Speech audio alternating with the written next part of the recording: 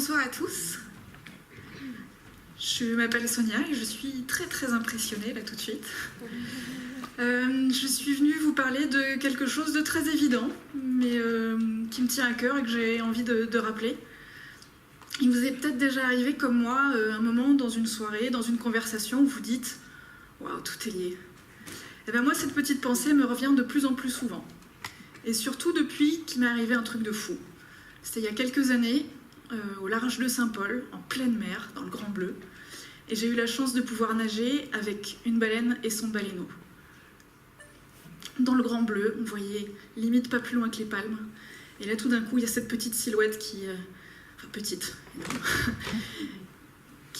se découpe comme ça dans le bleu. Et ce que j'ai vécu là, à ce moment, c'était immense. J'étais dans l'environnement naturel d'une créature géante, et pourtant si paisible, si curieuse, et j'ai ressenti absolument plus aucune peur. Et à ce moment-là, je me suis dit, waouh, tout est lié. Pas seulement moi et la baleine, mais tout. On est tous liés. Nous coexistons. Nous partageons une même planète, avec tant d'espèces qui sont merveilleuses, plus merveilleuses les unes que les autres. On peut s'émerveiller de Avatar ou de Star Wars, comme moi, mais tout est là. Il y en a qui vont chercher des Pokémon un peu partout, mais il suffit de regarder dans les lagons, il suffit de regarder dans les jardins, dans la nature. Il y a tout sur place. Si vous demandez à James Cameron, le réalisateur d'Avatar, où est-ce qu'il a puisé son inspiration, il n'a pas eu à chercher bien loin. C'est un grand explorateur des fonds marins et il a tout trouvé sur notre planète. Pas besoin d'aller sur Pandora. Et ce lien comme ça, on peut le recréer. On peut le créer nous aussi. C'est une force. Il y a beaucoup d'espèces, comme je vous ai dit, et en tant qu'espèce humaine, on est assez peu de choses par rapport à la diversité du monde animal et végétal. Et pourtant, on a une influence majeure et souvent néfaste. Et je me demande souvent comment est-ce qu'il se peut qu'une espèce comme la nôtre, qui est censée être intelligente, arrive à détruire à petit feu tout ce qui nous relie les uns aux autres. Et ce que j'aimerais vous demander dans un premier temps, c'est de vous laisser émerveiller justement par toutes ces choses. De retrouver du lien avec la nature, avec les animaux, et puis aussi avec les gens, les humains. Je pense que ce lien, on l'a perdu en cours de route. On l'a oublié, on l'a laissé de côté. On s'est mis à considérer la nature, les animaux, et puis même les humains, comme des ressources. Et du coup, pour transformer cela, il faut recréer du lien. Donc avec la nature, je ne vais pas vous demander d'aller en rentrant chez vous parler à vos plantes, même si j'en connais dans la salle qui n'hésiteraient pas. Mais prenez un instant, comme vous le faites déjà certainement, pour contempler. Et contempler avec tous vos sens tout ce qui vous entoure. Et c'est valable, comme je vous disais, pour la nature, pour les animaux et pour les humains.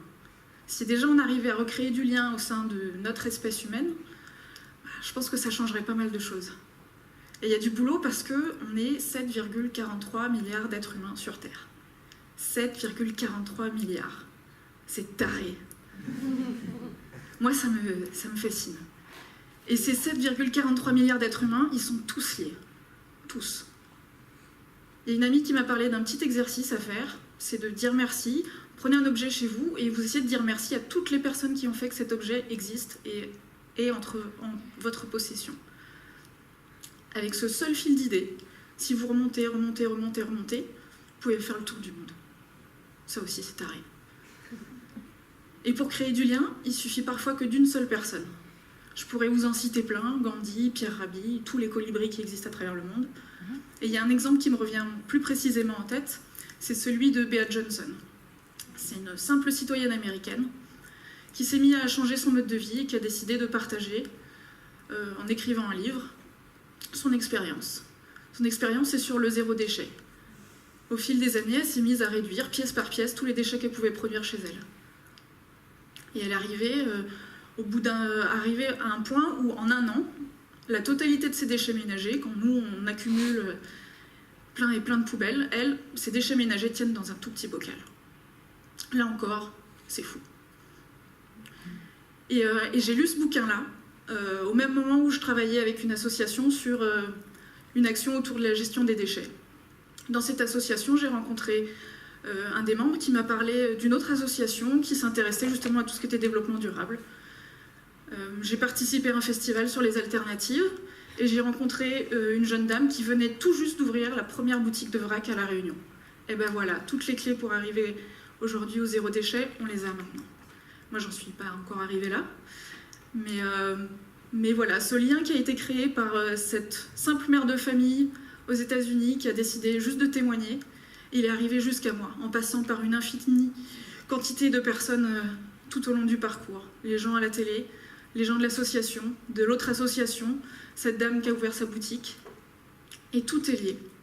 Et ça, moi, ça me trouble. Et il a suffi que d'une seule personne. Et à ce moment-là, je me dis, waouh, c'est fort. Et ça me donne envie surtout. Et se rendre compte des liens qui existent à travers le monde, entre nous, entre les gens, c'est fort. Et l'étape d'après, c'est de créer du lien à son tour. Moi, je pense avoir trouvé ma manière. Je vais vous raconter une petite histoire. Quand j'étais gamine, à la question « Qu'est-ce que tu veux faire quand tu seras grande ?», j'ai changé 1150 fois d'avis, au moins. Quand j'ai vu MacGyver à la télé, je voulais être MacGyveuse. Quand je lisais Jules Verne, je voulais explorer le monde. Quand j'ai vu Urgence, je voulais être urgentiste, bien évidemment.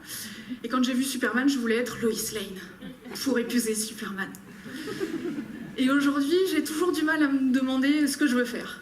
Alors, je suis devenue journaliste, comme Lois Lane, mais je suis aussi bricoleuse. Je fais de la musique, je me suis engagée dans plein d'associations. Je fais vraiment plein de choses. J'essaye tout. J'ai souvent pensé que c'était un défaut, parce qu'on ne finit pas toujours ce qu'on commence quand on part dans tous les sens. Mais je pense aujourd'hui avoir réussi à en faire une force. Quand j'étais gamine aussi, je regardais le Téléthon et je me disais, si chaque personne en France donne 1 franc, ça ferait 60 millions de francs. À l'époque, c'était énorme comme somme. Et avec cette idée-là, je me disais, voilà, c'est le concept ultime pour résoudre plein de problèmes. Et elle m'a jamais quitté cette idée-là. Et aujourd'hui, elle est devenue réalité, avec ce qu'on appelle le développement participatif. Je dis développement parce que c'est bien plus que du financement. Pour moi, c'est des échanges. Et du coup, j'ai vu l'éclosion de ces plateformes sur Internet. Et là, j'ai vu, ouais, c'est ça que je veux faire.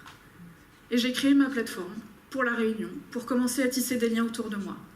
Le développement participatif, pour vous expliquer, c'est simple, c'est les petits ruisseaux au fond des grandes rivières, ou des grandes ravines, puisqu'on est à La Réunion, permet à un porteur de projet de présenter son idée et de demander le soutien de la foule, du grand public.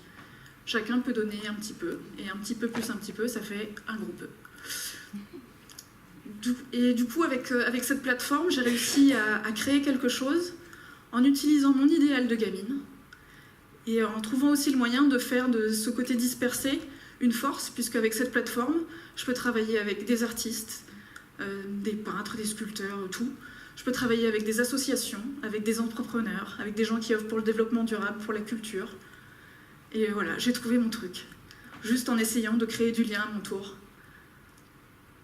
Et il y a des moments difficiles, bien sûr, comme dans tout départ d'entreprise. Il y a des moments qui sont vraiment décourageants. Mais pardonnez-moi l'expression, mais je kiffe ce que je fais. J'adore créer du lien. Je contribue à mon tout petit niveau à lancer comme ça des bouteilles à la mer qui vont être reprises par peut-être d'autres gens. Et c'est fort, c'est aussi intense que ma rencontre avec la baleine. Quand on crée du lien, on a le sentiment que tout est là et que tout est possible. Quand on crée du lien, on est invincible. C'est de l'énergie d'âme et c'est viral. Là, par exemple, je suis en train de vous contaminer. Et j'espère que demain, ces liens ils vont continuer à se propager, à grandir, à rayonner partout. À La Réunion, déjà ce serait bien, et puis ensuite dans l'océan Indien, et puis partout dans le monde. Ça ne va pas venir de moi, ça va venir de tout le monde, de chacun d'entre vous aussi. Et il suffit juste de se rappeler que tout est lié. La baleine, MacGyver, les Pokémon, les insectes, Bea Johnson, Gandhi, James Cameron. Et moi, 7,43 milliards d'êtres humains, moi et puis vous tous. Et j'aimerais terminer brièvement en reprenant un petit peu une idée du Mahatma Gandhi qui est soyez le changement, et moi j'ajouterais créer les liens que vous souhaitez voir prospérer dans ce monde.